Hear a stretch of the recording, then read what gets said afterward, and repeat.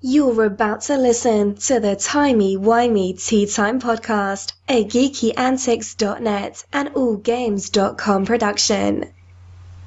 Find out what everyone's talking about. The Doctor, of course. Doctor Who? Exactly, that Doctor. Join us live at www.twitch.tv/geekyantics. That's GeekyAntics. Hang out with us, ask questions, laugh, and have at it. We can't wait to hear what's on your minds and hearts. Tiny Wimey Tea Time.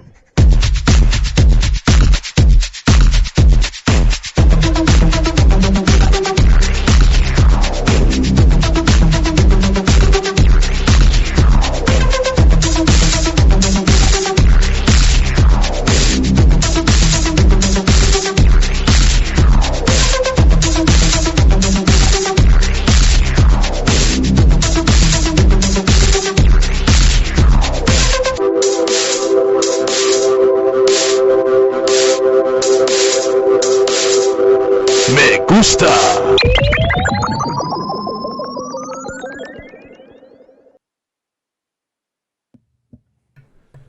Greetings and welcome to Timey-Wimey Tea Time, where friends gather to talk about all things zombies, sci-fi, fantasy, Doctor Who, The Walking Dead. Did I mention Doctor Who? We talked Doctor Who, but we're talking mostly The Walking Dead today. I'm Yoma Lopez, known throughout the interwebs as Yogizilla, and yeah, it's good to be here, guys. Good to be here. Friends IRL call me Yogi, by the way, and I hope we can become friends. I'm trying to switch up the intro. I'm probably going to completely kill it. But as Stan has been known to say, and Stan, by the way, if you've been listening from the beginning, he used to be our co-host. But he's been known to say that I'm a gamer, I'm a dreamer, an author of silliness, a disgruntled techie, a wild-eyed entrepreneur, and a fistful of happy emojicons and sunshine. And apparently I ride into battle upon a glittering My Little Pony, and out of my mouth comes laughing swords of peppermint and ginger. I would say this is all pretty accurate. And I am joined by our good friend from the Geeky Antics crew, Fatal Blades, aka Oolong. What's up, buddy? What's going on? See that? Try to keep everybody on their toes. I'm like, if I keep doing the same intro over and over again, it might get a little bit boring, Give it a little. True. I give it a little panache. Is it the word I'm looking for? Panache. I think next week you should tell everybody that you're a squirrel that rides on a narwhal of justice. That could work. And apparently my cat Blue is trying to be part of the recording because she's like singing now. She's no longer in heat, for those that have been keeping tabs. She went, for the first time in her young kitty life, she went into heat. And I'm like, no, you're too young for that. So if you're not familiar with what happens with female cats when that happens, they get more vocal, and they get very affectionate, and they do weird things like roll around on the ground. And if you don't know what's going on, you're like, what the? Are they going to seizures? What is this? It's cute. To me, it's very endearing. Oh, you didn't hear the intro on the All Game stream? That's strange. Oh. That's strange. Should have come up. I don't know. But that's alright. We're going to keep on moving because we can't. The show must go on. We can't get stuck on the little details. As long as you can hear me, then. It should have worked just fine. Because you should hear everything that I hear the way I have it set up. But, let's go straight into it, guys. We're going to talk about. This is our sort of star map, the wonderful things we're going to discuss during tea time today. And let's go here. So first half, we're going to talk about, we're going to have our little, before we go deeper segment, little tidbits and announcements for the show, TWTT, and the Geeky Antics Network, and maybe some stuff that's going on over in other places, like our friends over at All Games. Then we're going to do our Who News segment. Our Whovian news, but it's not just Whovian news, it's all kind of geeky stuff. We're going to try to go through that quickly so we can get to the main event of the first half, where we're going to go deep and attempt to do a good half hour of just the Walking Dead talk. And there's some trouble in Alexandria, or trouble is brewing at least. Tensions are mounting, shall we say? Mm-hmm. And then in the second half, we're gonna do our AM audio media preview. I have an interview. We have an interview brewing that's gonna be over at geekyanswers.net, and I have some things to share with about what the folks over there are up to, and lots of stuff to discuss there, including details about the Dark Journey Doctor Who radio drama. Then also video games, because we are streaming on Twitch, and we need to make sure we keep the non-gaming content to a minimum, or else, crazy stuff might happen. And that's pretty much it. Then we'll have our little outro and last-minute plugs and whatnot. Sound good to you, Oolong? It does. It seems as though they're saying they may not be able to hear me, though. I'm not sure. Can't hear the co-host. Hold on. Let me check real quick. It should, Oh, I know they can hear me on Twitch. So Huh. I don't know. Oh, I think I know what's going on. Should I facepalm now or should I facepalm later? No, it's my fault. Okay. I fixed it. Anyone who's interactive inside of our Twitch chat, just feel free to throw that big old fail fish out there along with me. Well, hey, for those on all games, don't worry. There's a podcast feed. We got the YouTube, so you can listen to the full show there. Sorry, I disconnected a particular cable. It's fixed. Hopefully. And BFT is joining us on the Twitch side. There it is. TT was getting desperate. He's like, we can't hear him. I was like, I see what you're doing, but we gotta keep the show going because it's not very fun to get into behind the inside baseball type stuff.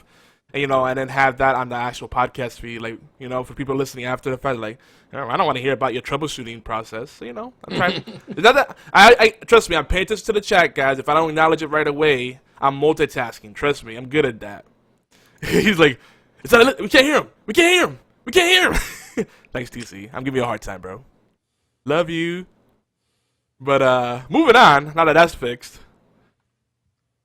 I think we should, let's get into we got a lot of, announcements to make. First of all, for those that have still not tried out Heroes of the Storm, Oolong and I have codes to give away. So, yes. Stay tuned to our Twitter feeds, and we'll have details there. I think we both have, at least 4 codes to give away. So I'm not sure how we're gonna do it yet. We're probably just gonna give them to people that we see consistently supporting us on geekyantics.net, on our live shows on all games, and on the Twitch channel, twitch.tv/geekyantics. So we might just say, hey, boom, you want to play that game here, and just do it like that. So the only way to know for sure is to be a part of all that stuff. It could be a pop quiz. What if the pop quiz could be inside of Timey-Wimey Tea Time? You never know. The answer could be something we cover on the show. Ask it on Twitter. If you don't got the answer, well, should have been on the show. Exactly. There's some incentive. Now, I want to say also with that is there's people that are selling these codes, and Blizzard's been very clear that with a lot of these codes they're giving out now, they're not to be sold or traded, so because they could disable those codes. So be careful. Be careful if you buy a code, because you might buy a code that may end up not working if that person gets caught. So, but if they give it to you, no problem. So just a little heads up there, because I know there's people that pay for these codes, and it's a perceived value thing. It may be worth $100 to you, right? Like same reason if someone buys a $500 knife in CS:GO for that, Oh my god, yeah. Back in the days, people used to sell Gmail invites. Remember that? Oh my gosh, yeah, and all the little subgroups that you could or invite only, yeah. Yep. So, I mean, that stuff always treads a very thin line. It's a gray area thing. And just be careful with that stuff, because someone sells you a digital good that they're not really licensed to be able to sell in the first place. You may end up losing money. Yeah. Buyer beware. Indeed. It reminds me of this one time my friend, he was when like HDTV was were first coming out, he was obsessed with Sony, and he always has been a bit of a Sony fanboy, and he swore that the only HDTV worth getting was the Sony, you know. And this is right on the heels of like when Sony Vegas were still big, and those TVs did look beautiful for tube TVs. They had a really sharp image, you know, because those were like, they were like, they weren't HD, but they were like progressive scan TVs, so they looked really sharp, and they didn't have that flicker effect the tube TVs do. Yeah. So like he insisted he needed to get a Sony TV, but he didn't want to pay full price. So like he found a really good deal on like some Russian website or something. Sent the guy like $1,400 for what was like at the time like a $5,000 TV. I'm like, yeah, that's not gonna end well. Yeah. And then he was pissed because the guy ran away with the money and never gave him anything. I'm like, well, there's a surprise. You know? And I was telling him like, dude, you know, like the quality difference isn't noticeable. And I told him like some of these like off-brand TVs, like at the time there used to be a brand called Westinghouse that Best Buy used to sell a lot, and it was kind of like another alternative to like Insignia, like those off brands. But some of them looked really good, and they were like a fraction of the price. Like whatever, I'd rather get that and to spend like buku dollars, like buku money, whatever that means. But anyway, just be careful. Buyer beware. Use your sense. If it seems too good to be true, it probably is too good to be true. Yeah. Little, the more you know. That's our own the more you know moment here. But also, I want to say that we have 1 week left on our mega awesome giveaway.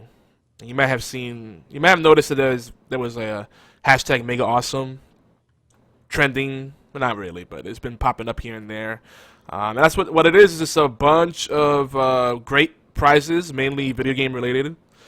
It's a huge grand prize pot, but we also have other mini giveaways, and it's all made possible due to our wonderful sponsors, which you can find at geekyantics.net/sponsors, and more stuff coming there. If you go there, that's a good place to go to see like who are some of our top donators, so to speak, or donors, I guess is the more proper word. People that formally sponsor the network and our shows, and people that are sponsoring this group giveaway. We just gave away the Star Wars Humble Bundle, and Andy, aka Speffyzilla, actually said, no, you know what, give it to someone else, because I wanted to go to someone that's not involved with Geeky Antics at all. So you still have time to go over to bit.ly, that's bit.ly/mega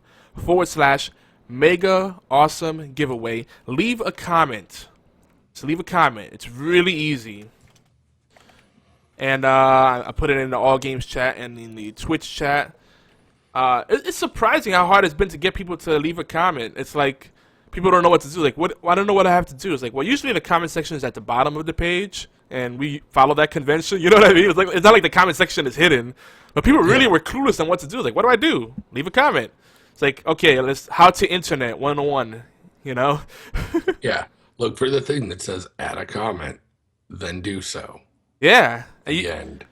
And I made it easy. Like, if you're not registered on the site or logged in, you can leave a comment through the vanilla WordPress commenting platform, which also lets you do comment love, so you can have a link to your own website or Twitch channel, whatever you're doing.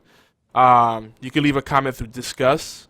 I think we have the Facebook integration in there. We have a lot of different options, so you can use whatever account you want. But if you register, you also get the bonus of earning achievements and getting points. So, but you could leave a comment anonymously, and you don't have to register at all. You have to log in. You just put in your name, email address, and then the comment. It's very basic stuff. Yeah. Oh, and BFT, I want to thank him. He's in the chat right now. He put into the pot Wolfenstein, the New Order, with the Doom 4 beta key. He's got the code for that coming as part of the big pot. So again, bit.ly/mega awesome giveaway. For those listening on the audio podcast feed, you probably have even less time because we're choosing the winner for this March 26th. Unless we extend it further. It's already been going for like 2 months, but I'm happy with the results. At the same time, I've had giveaways that got much better results, and we get a lot of traffic at Geeky Antics at the Geeky Antics site, but it's amazing. Like people, I don't know. I think people are not the raffle copter thing is not clicking with folks. It's a checklist, and it tells you what to do. Like, do this, earn this many points. Do this, earn this many entries. You just go through it, and it walks you through the process. It's very easy. Like this page on Facebook. Like this page on Facebook. Follow these people on Twitter, and then you earn entries for that stuff. You get entries for sharing it with your friends, and you earn daily entries for sharing with your friends. So everybody gets, everybody wins. Your friends get to know about a cool website and giveaways that we're doing. You get more entries, so a better chance of winning. It's a win-win-win situation. And then our sponsors are happy, Yeah, they're getting a lot of win. It's a lot of winning. But once again, I want to say that we are usually live on allgames.com and twitch.tv/Geeky Antics every Saturday at noon Eastern, 5 p.m. in London, and 4 p.m. in Madrid. And if you missed the live show, you can tune in on YouTube. Usually on Saturday evenings, we get the episodes up.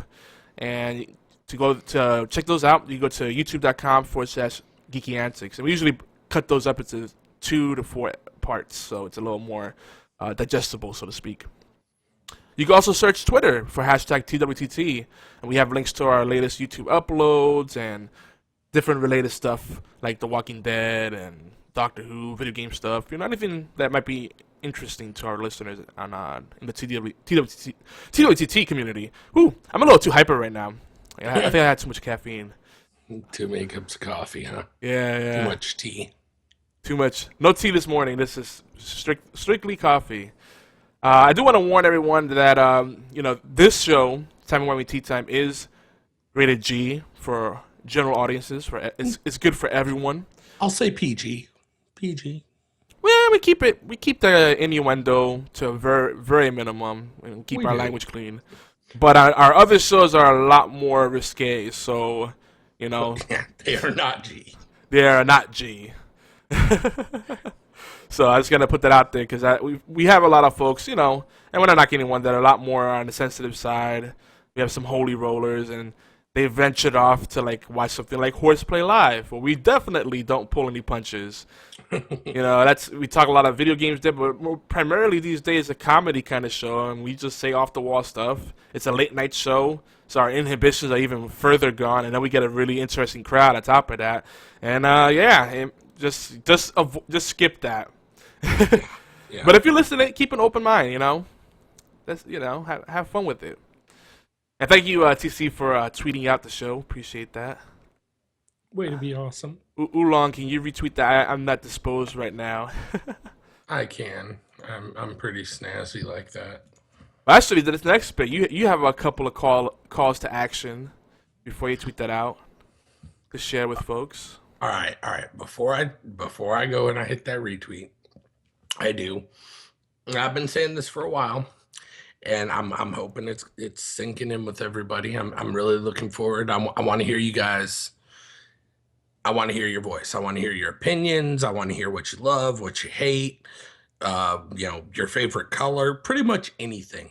If you want to, get anything out there for us to talk about, cover, leave us some YouTube comments. We've been wanting to hear them. We know you guys have a lot of awesome things to say, and we want to make sure that your voice is heard and that we can help, listen to you guys. Say you don't want to go through the trouble of linking your Gmail to your YouTube because you're still from 2 years ago where you were really upset when that happened. I get it. I understand. I wasn't happy about it. But on the bright side, you can leave us a voicemail. We have a phone number. You just call in, leave a voicemail. We will be able to respond, and we'll be able to hear it in your lovely voice. Now, I know what you're thinking. You're thinking, well, how would I do this? In what way could I possibly leave a message? Well, I've got that answer for you. If you're in the U.S., the number is 206-415-4987. Now, if you're outside of the U.S., it's 011-206-415-4987. And if you don't even say you don't even want to deal with the phone, you are mad at your phone company, whatever, you can email us an MP3, TWTT@geekyantics.net. we ask that, 5 minutes top end, but ideally we're looking for about 1 minute, something you'd leave in a voicemail. And we'd be more than happy to hear your lovely voices. And hopefully we can talk about things that, interest you or that you may want to just speak out about in general. So let us know. We want to hear from you. Indeed, indeed. And we're getting close to that first half hour mark. So we're just going to go through a few quick news items in our Who Knew segment. Last week we talked about, I think we mentioned that Big Finish has confirmed a 4-set series called Unit Execution. It's Unit, the intelligence / paramilitary division of UK, whatever, that is dedicated to supernatural, unexplained kind of events, right? That's the best way to describe it. They're kind of like Men in Black, but, the British version, I guess. So they're doing a story dedicated to that. And it's pretty interesting because this is like the first time Big Finish has done expanded universe stuff with more modern Doctor Who materials. So I'm curious about it because I wonder if BBC is being a little more lenient with like current characters and licensing and rights and stuff like that. So we might see some stuff. I think they're starting off with the Ninth Doctor with Chris Eccleston Doctor. So I'm very curious about it. Well, I gotta look more into this, but yeah, that's gonna come out the first of this set. It's gonna be in like 4 installments. It's gonna be the first of the 4 installments is gonna be in November of this year, 2015. But yeah, it's interesting. Usually they do more classic Who stuff, right? Mm-hmm. And like a lot of like expanded universe, alternate reality type stuff. And now they're kind of getting close. It's like they're almost catching up with everything now. So it's a new direction. It's exciting. I really gotta get into the Big Finish stuff. There's just so much content. It's kind of overwhelming. Yeah. And I don't know if we covered this last show, but I wanted to say again, Neil Blomkamp, I believe is how I pronounce his name, of District 9, Elysium, Yellow fame. He's done a lot of like shorts, and he's also done some like big screen stuff. But everything kind of has like an indie feel to him. But I love he has a very good creative like style with his the way he directs stuff, right? Well, he may have accidentally kicked off a new Alien sequel, and it's interesting because they already have Prometheus 2 in production, and that's kind of slowly chugging along. And Prometheus takes place before the Alien movie. It's like and it's prequel.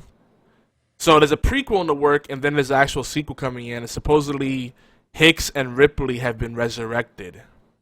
So this would be the 5th movie in the normal Aliens timeline, not counting Prometheus. And Prometheus really confusing. My brain just kind of imploded briefly.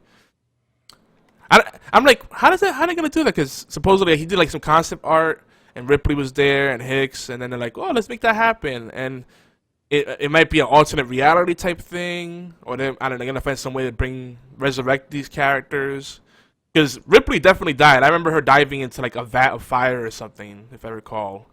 In Alien's Resurrection, right? Didn't she like kill herself? Yeah. I think so. Like, yeah, it was like, was it fire? Or was it like molten lava type thing? Like, yeah, like molten metal or something. Molten metal might have been. That sounds more right. But which, by the way, a lot of people hated that movie, but I thought it was neat. It's different for sure. That was the one with the prison planet too, right? Yeah, I know, right? I'll say sure. Everybody forgets that one for some reason. The Aliens movie that never happened.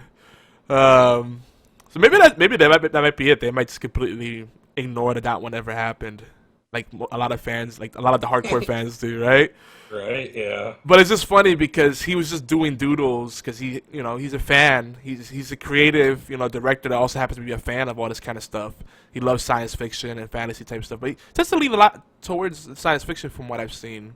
And I mean, Elysium and District 9 especially, right? Yeah. And I love District 9 because it had like that documentary style of shooting, and I for a second Did I tell you the story? I feel like I've told you the story. I went into I ended up watching District 9 in the theaters. We were supposed to be watching a Harry Potter movie, my wife and I, if I recall. I forgot what we were supposed to be watching. It wasn't District 9, and we went to the wrong theater. And then all these previews happened, and District 9 had like this really like soft opening. Like you didn't like know it was a movie. So I thought it was just another preview, or I thought it was like a newscast of some sort. I'm like, what's this about? And then it kept showing like a third world country, and it's all ravaged. I'm like, man, this is really jacked up. Where is this happening in the world? So then like 30 minutes in or something, there's suddenly aliens. I'm like, what the heck? Wait. Because that's how well it was done. Like I actually suspended my disbelief. I thought it was an actual newscasting of some sort. Oh my gosh! You totally got War of the Worlds. That's what just happened. You got War of the World. You were like, I'm gonna watch Harry Potter. Wait, there's a news report. There's aliens. What's going on here? Dude, it's probably one of my most memorable movie experiences. Outside of like maybe watching Star Wars or like E.T. in the theaters, or like bad kung fu reruns in the theaters. Oh my god! In 3D no less. But Oh yeah, my gosh. yeah, I know, right? Good times. But yeah. So that he was doing some doodles, and I guess some suit happened to come across him. It's like I like this. I like this concept art a lot. Let's put this into production. So there's two Aliens movies essentially in production side by side right now. Oh man. This movie wasn't even supposed to happen, but now it is. So yeah. Hey, more power to him, man. Hey, look, same thing as what got the Deadpool movie pushed through. So I can respect that. The sad part is that the Aliens sequel might come out before Prometheus 2. And Prometheus 2 has been in production longer. Now, Wow. I actually really liked Prometheus. Did you like Prometheus? Yeah, see, BFT saying in the chat that the first one was meh. You know, it was meh because I think a lot of people wanted to see action. They wanted to see some real confrontation. I liked it just because of the environments in there. Like it was light on the plot, but just that world that they started to create is like, damn. Yeah, but I mean, by that same, I don't know, like, if I want the plot creation in the world, I'll watch Avatar. I'll pick up Avatar again before I will pick up Prometheus. You know what I mean? Like, they did a really insanely good job at it. But I digress. I would say for those that haven't watched Prometheus, go into it and treat it as something separate from Aliens, but at the same time providing I think a necessary backdrop to that universe as we know it. But it's a very different experience. Don't go into with the expectation of what you would see in Alien, which is more horror, and then Aliens, which is a lot that whole from after the Alien movie, it was more pure sci-fi, right? And less about the horror and the tension. Yeah. Prometheus still, to me, Prometheus had that air to it of the original Alien movie, where it was more like tension and wondering what's gonna happen, you know? It definitely it had that psychological part, but it felt like it was there for a little bit and then they just kind of gave up on it. They're BFT, like, oh, no. did you see what BFT said? Oh no, hold on. He does bring up a good point. I mean, what you said is true too. Like they started setting stuff up, and then they didn't follow through with it. And he's just saying the same thing too. Like the plot was all over the place. Yeah. But then the last thing he said doesn't make sense. Scientist one looks at the strange space egg that's opening. Let's put our faces in it.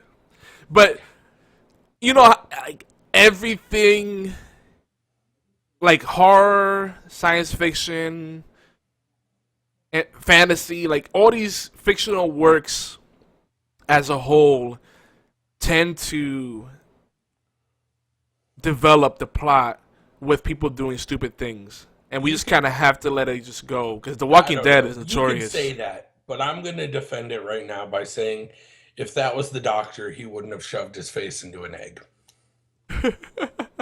He wouldn't have done it. Yeah, okay. Fair enough. Speaking of the Doctor, if you missed out on the free gift on Doctor Who Legacy, do you know about this? Oh, yeah, I definitely snagged mine. Yeah. Well, if you missed out, if any of our listeners missed out, if anyone around the world may have missed out, they might still be able to snag Multicolored Adipose. The codes are available on the official Doctor Who Legacy Facebook fan page and the DWL Codes fan page as well. Yeah? Doctor Who Legacy fan pages? Yeah? Yeah, they have it's a fan-made page on Facebook, Doctor Who Legacy codes, and it's got all the codes they have released. But a lot of them seem to have expired. Yeah. So you gotta check in really often, like 2-3 times a week. Some of them still work though. Some of those that back catalog. By the way, breaking news: supposedly BioWare is dead. What?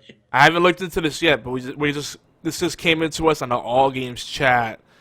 It could just be an exaggeration, as we folks on the internet tend to do, but that's kind of a big deal. And they're talking about EA and all this other stuff in there. Apparently, Visceral is still around. They just released a game. 3D Realms is still around. They released Bombshell. 3D Realms of Shadow Warrior and Duke Nukem fame. No, maybe. Yeah.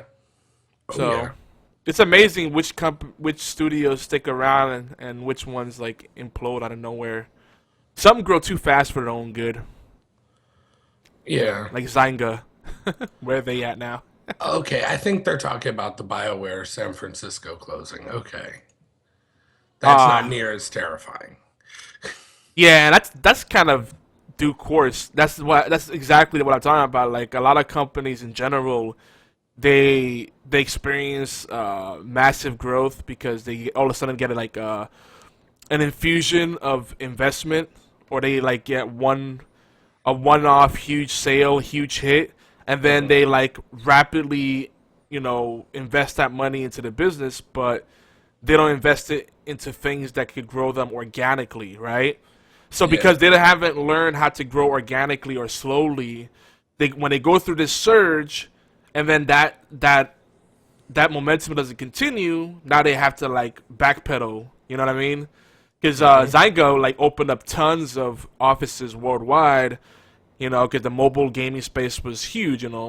It still is, but they overshot, and then now they're like, oh, we're gonna shut down like 90% of our offices or whatever it was, and that's what happens. But anyway, that's interesting, scary, but it's kind of the nature of things. You know how like a lot of these companies hire so many people for these projects so they can meet deadlines, and then they lay off like most of the people. The core team is usually very small.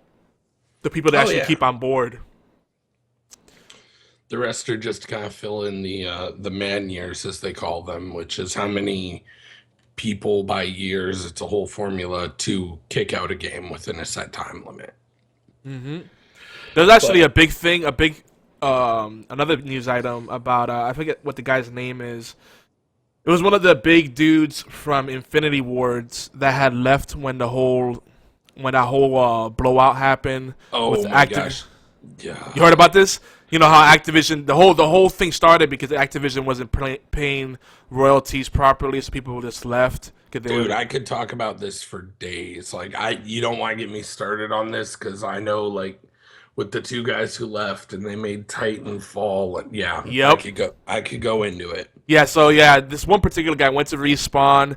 Then that didn't pan out the way he wanted to. He wanted to be on something on the ground level, and he thought that was going to be the next magic bullet, and it didn't hit its stride like Call of Duty, which is interesting.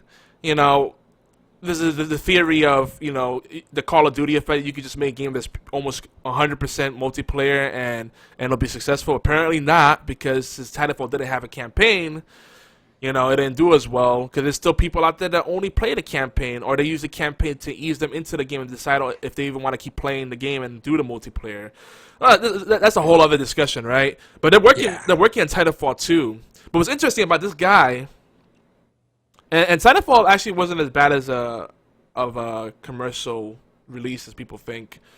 But again, that's another discussion. I know we go about. I know you're holding you back. I'm telling you, I'm baiting you, bro. I noticed. I know. I'm sorry, but I'm trying. We'll move on. We'll move on. But the thing is that what I find interesting is that he went to Riot. He went from a lead position, lead designer type thing, you know, a high level position, to just a regular programmer on Riot. And you know, things are really bad if you take a downgraded job. But now he's gone back to Infinity Ward as like a multiplayer director. Yeah, but I mean, he's still not a Vandahar or anything like that. Anyways, all right, I got to get away from this topic. So I'm gonna flip it. I'm gonna flip it on you now, sir. There's something we've been on and off kind of talking about over the last few weeks, and your deadline's coming up. The second half of season 5, the final season of Lost Girl, will premiere April 17th, from what Sci-Fi's been saying.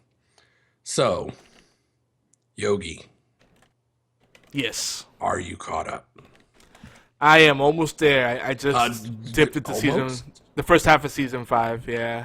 All right. I'm like in the second episode of season 5. Well, you've got just right at 3 weeks? I can't forget this date because it's 2 days before my birthday, April 17th. Yeah. So I mean, you're gonna have to catch up. Yeah.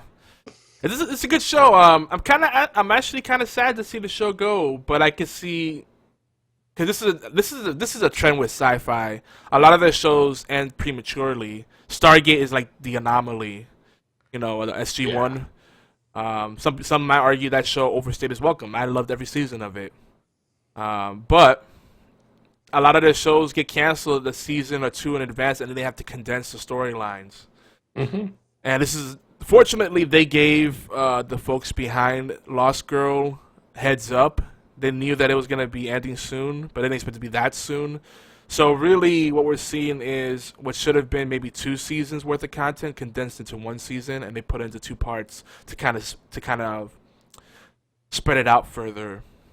Yeah. So, you know, I really like the characters on this show. It's cheesy, it's got that soapy element, but it's a fun show. But anyway, yeah. What was you gonna say? I mean, it is like it's got that soap opera feel to it, but at the same time, it's almost like we always hear the word space opera, and for me, this is kind of like the fantasy opera, if you would. Yeah, because you take the mythological, the more fantasy based, and we're still getting that very, you know, soap opera element behind it, and I think it's great for what they did in the idea of the genre. Yeah, we definitely gotta talk as we get closer to that. Actually, the time will be perfect because by the time that second half of the season premieres, The Walking Dead will be done. Because we're approaching the season finale, and then we'll have enough time to talk maybe episode by episode of The Lost Girl and kind of recap on the things that have happened to date, and then Doctor Who will come in the summer. Oh man, or is it summer or fall that is coming? Fall. Yeah. So we got plenty of time. Mm-hmm.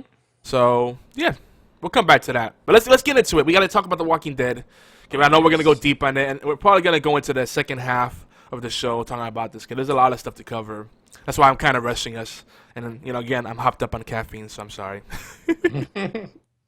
But there is tension in Alexandria.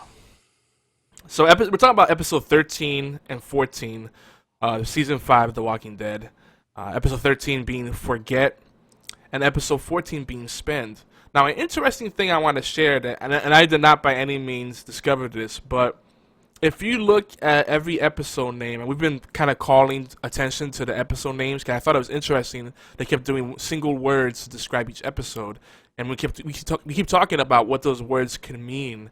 You know, what they're trying to tell us. Maybe they're trying to misdirect us, or they're trying to give us some kind of hints on what's going to happen. But apparently, there was a William Faulkner quote that goes back to when Dale was still around on the show. Dale, you know, before Herschel, you know, being the voice of reason, the bastion of hope, right? Yeah. He had a chat with Amy. Who does anybody even remember Amy? I didn't remember Amy until someone reminded me about her. I'm like, oh yeah, she was kind of forgettable. Unfortunately.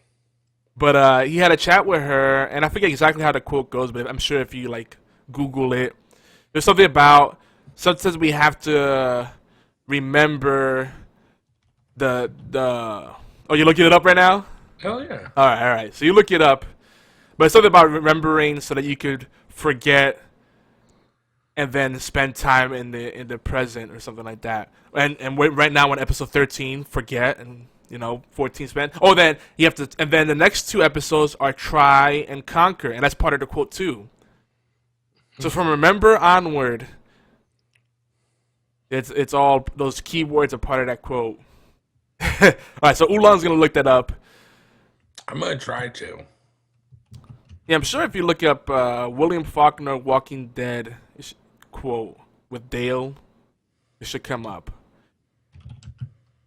But so yeah, another thing we had mentioned previously was that it was interesting that there were no real patrols, or it didn't seem like there were lookouts in Alexandria, which is very disturbing. Like, they're getting too comfortable. They have this false sense of peace and safety, and we weren't sure if maybe we were reading too into it, but apparently no, they have a watchtower, but no one actually stays in it. It's just there to create the illusion of security. So there was a rifle up in the watchtower, and no one was actually there. So Rick and gang were like, "Oh heck no, we gotta man that and do shifts." Yeah. So, by the way, I found the quote. Okay, lay it on us. All right. It's in reference to a watch. It says, "I give it to you not that you may remember time, but that you might forget it now and then for a moment and not spend all your breath trying to conquer it." There you go. Isn't that neat? That is pretty cool.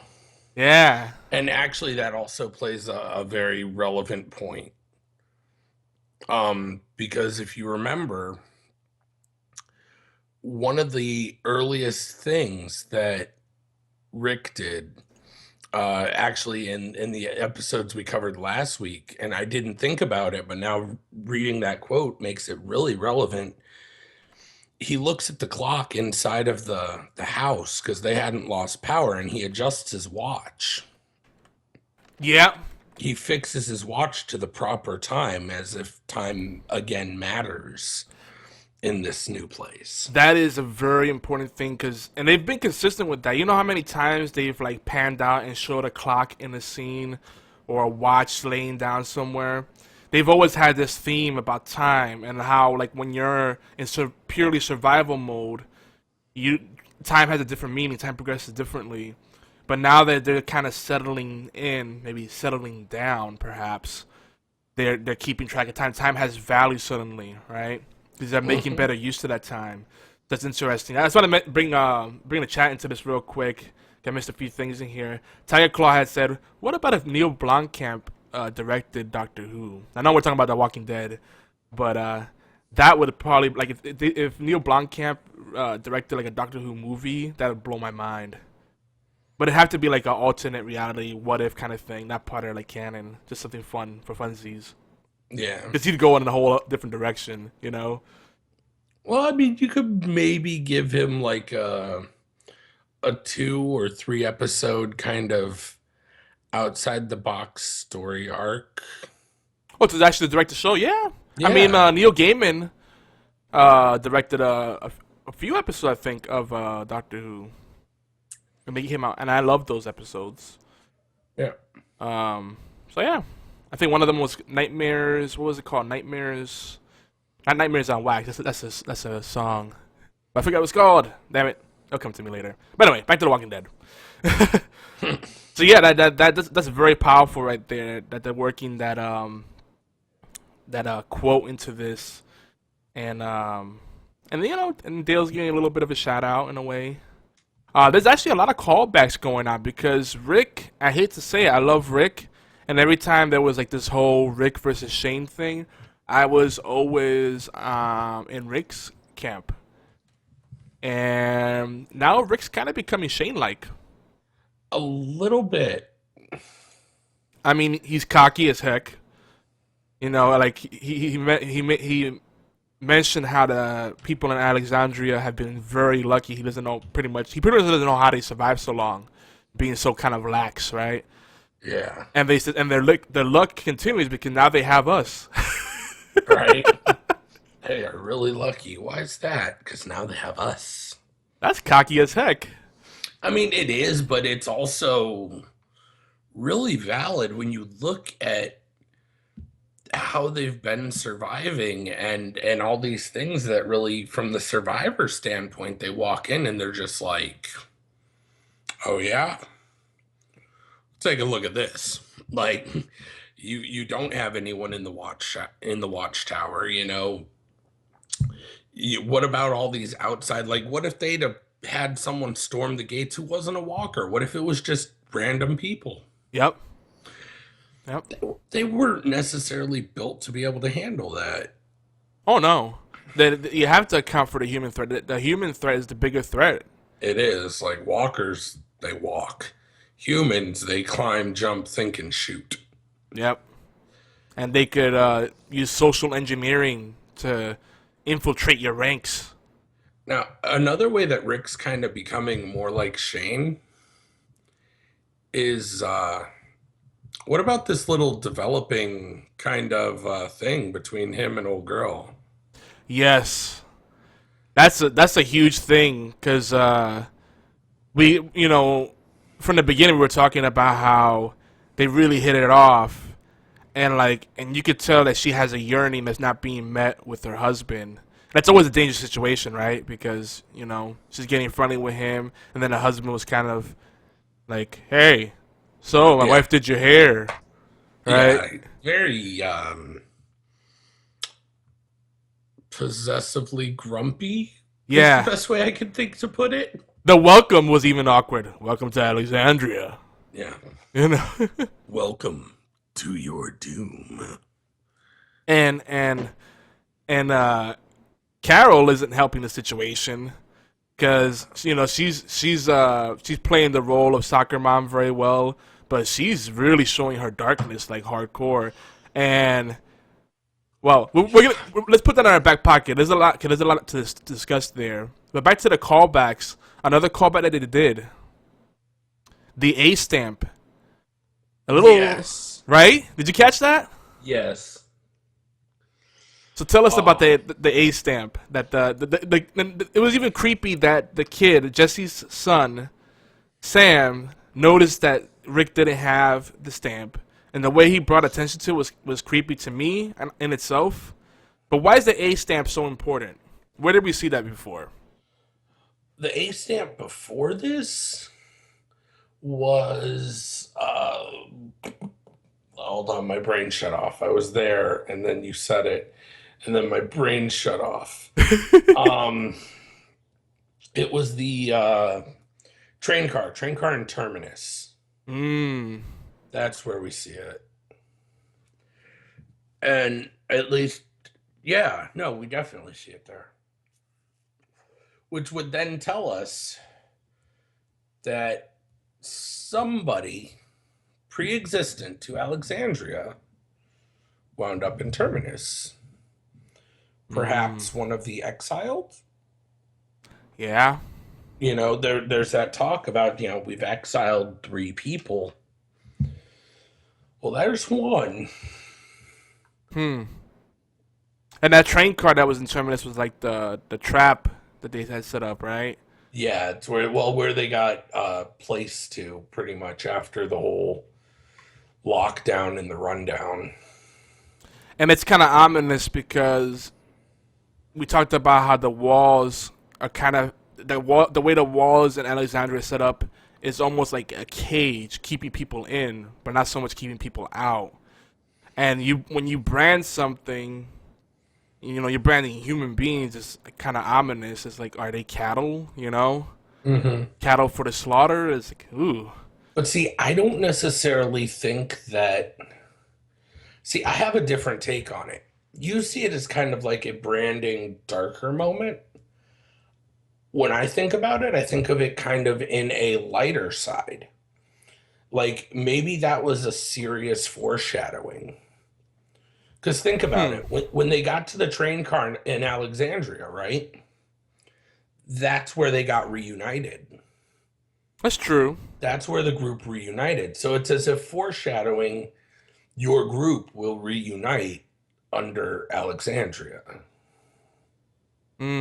Like, so there's kind of that little head nod, I guess, because if you were a comic book fan at the time, I originally remember watching it and I kind of thought, okay, that's just kind of like to anyone who reads the comics, not knowing that they were even going to do the Alexandria turn because they've gone off comics quite often. So whether they were going to do it or not was kind of in question. Yeah. But now that they have, I don't know. For me, it kind of seems like that almost the rallying, unifying marker of, you guys are together, you are unifying, and when you do, it just so happens that this seems to intermingle. So I mean, I think we could speculate a lot about what that means because then they even have the W on the zombie's name, on the zombie's forehead when they catch them. So, I mean, what's that about? Is that one of the exiled? And are they branded differently? Is that a message of some sort? Maybe someone else did that to the zombies so that they would reach them. Like, what's going on there? Well, see, there's still a little piece of backstory that we keep getting. And I'm hoping within the next 2 episodes, they're going to flesh it out for us because it's something. And there's only 2 episodes left for this season. Right. So I'm hoping they cover it somewhere in there because we're going to have to talk about it a little bit later. But just remember this point that there is something they keep going back to, and I think it relates to the W. But we'll cover that here in a little bit. Okay. So, just some quick items some quick things that went into this. I know we want to talk more about Rick and Jesse and Sam and Jesse's awkward and possessive husband. A lot of awkward moments going on here, but I like what Deanna said at the party. I believe it was when she looked at Judith, and I think it was the first time she actually met baby Judith. And she says, I'm kind of jealous or envious of her, and and then they ask her why. Oh, because she will see the future of Alexandria. And the face that Rick had was kind of like, it looked like he was constipated, like he was like trying to digest that or something. It was weird. It was funny. Like, Put on the who farted face. Yeah, it was such a stink face. Like I don't know what future you're talking about, but okay. Yeah. So he's still not completely, he's playing along kind of like Carol is, but it's surprising that Daryl seems to be buying in. Oh my gosh, dude, he is no longer just the random outlaw hobo. Yeah, the hobo. I mean, that's true. He had no job. He was scruffy looking. He was Alexandria's hobo up until these most recent episodes. Yeah, and it's funny because it takes Aaron to kind of break him out of his shell. It's funny. Like what I like about Daryl is that he's tough on the outside. He's like a hard candy. He's tough on the outside, but then he's got a sweet, creamy center. And the inside, he's kind of like a child. He's got like this childlike innocence to him, but he just puts this shield up, and Aaron brings down those walls. And I guess Daryl identifies with him because, Aaron makes this whole case like, people fear us because they don't understand us. We're both outcasts in our own ways. We're both feared in our own ways, because Aaron and his partner are gay, and people, even the apocalypse, people still don't really get that, right? Apparently. And it kind of makes sense. Like, well, you guys can't procreate, so, like, mankind's doomed if everybody just goes that route. I can see, why people would think that being closed-minded. It's like, yeah, but, they love each other, so let's just let them be. Yeah, it's like, okay, they can think that, but then who's going to be running up with that pistol if someone's about to get their face bit off? He saved me. Can't be hateful now. Exactly. He's the guy who brought the survivors that are basically breathing new life into their entire society. Oh, yeah, I mean, his job is hardcore. He's a recruiter, and he's constantly putting himself at risk because you never know what people might do. It's like, hey, you want to go join our colony? How about no? Bang. Yeah, exactly. And it's funny because Daryl felt out of place, and I was thinking that Daryl would end up becoming like their designated hunter or something, but it makes sense. They make him a recruiter. That fits too because he doesn't like being tied down to any one place. He's kind of nomadic in nature, and he gets a motorcycle out of it too. Yeah, they give him that awesome bike. Yeah. I mean, that thing's too legit. If you guys haven't seen the episode, A, you're in the wrong place because spoiler alerts are rampant. But B, go check that bike out. It is, indeed, so gorgeous. And I want to just give a heads up that, again, we're going to go without an intermission this show, I think. Just keep going. And we're about to approach the second hour of the show. So we're definitely going to keep going with the Walking Dead talk. But, so yeah, it just happens to work out perfectly that the other outcasts of this settlement also happen to have a garage full of motorcycle parts. Why not? So they hit it off. He was recovering them while he was scouting too. Yep. I like what Daryl says. Like he talks about, like you have more parts here than you need. It's like all these extra parts. Like why not? You can keep repairing it. Like I think did he say something about like you can make multiple motorcycles, like build multiple motorcycles with all the parts or something? Yeah, pretty much. He's like, I think I could build 2 bikes out of it. They had a lot more parts than that. It felt like they could have built like maybe 4 bikes at least. But I mean, that doesn't really matter. But there's a lot of parts in there. A lot of parts. I saw. Yeah, on the bright side, if it breaks engines down, the spares are there. Yep. So they're pretty self-sufficient in Alexandria. Now, what I found funny about the connection that Daryl and Aaron made, I found it funny how like this led the fan community to speculating about Daryl's sexual orientation again. Yeah. And I think they're never gonna throw us a bone there. I actually prefer it that way. But I did feel some chemistry between him and Beth. I mean, I think it's kind of creepy because there's an age gap there, I guess. But on the show, yeah. But in real life, Beth she's like 28 or something. Emily Kinney. So what else do we have? So let's go back to the talk about Rick pulling the Shane and going for a married woman. Wait, before we go into that, let's cover the horse. Oh, we're gonna go to the horse? Yeah, because I mean that kind of is one of those things that really Daryl connected with when he was talking to Aaron, when they kind of come across that horse out in the wild. That's true. And that horse in many ways is a metaphor, like Daryl is kind of wild and he's not one for settling down, and they're trying to tame this horse that's in the wild. But also he's a black horse, so there's kind of like the whole dark horse kind of thing going on. Like, is that ominous? Like, is it supposed to like represent doom? There's a lot of things going on there. But yeah, you're right. Like, that is something that helps Daryl connect. Yeah, because like it leads to a really solid point. because he's like, well, I've been trying to catch this horse, but the horse is really a loner, and he goes out on his own, and he Mm. doesn't get close to anyone. And as they kind of follow the horse, and the horse gets to become walker bait, basically. Oh, that bummed me out. Yeah, that was unfortunate. Buttons got bit and then bit the big one. But it kind of led to that inner realization, I think, in Daryl, where he realizes, if I'm this horse, I'm this wild creature who trusts no one, is this where my fate lies? Will I be Buttons? Yep.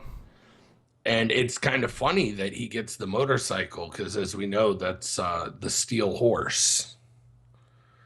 The motorcycle. So seeing Daryl kind of go out on the steel horse after the whole horse event has taken place, I thought there was kind of a not really an irony, but just kind of a